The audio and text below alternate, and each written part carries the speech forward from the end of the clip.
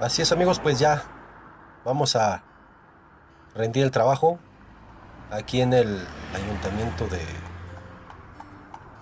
Guadalajara.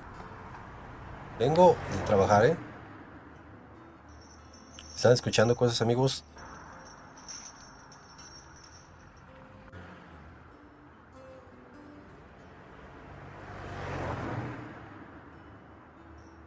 Y estoy escuchando música, déjenle subo un poquito, pero se está escuchando carretas de caballos. No sé si se alcanzó a escuchar, pero bueno, ya llegué a punto y se escuchan, a pesar de que no hay nada ni nadie. Solamente estoy llegando yo a estacionarme aquí a mi base del trabajo. Miren, te voy a mostrar.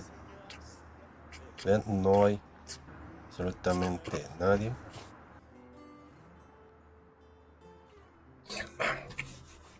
Digo, no hay nadie, lo voy a mostrar, que no hay nadie aquí alrededor de la base, dentro del vehículo. Vean cómo está todo. Estoy solo y se escuchan carretas.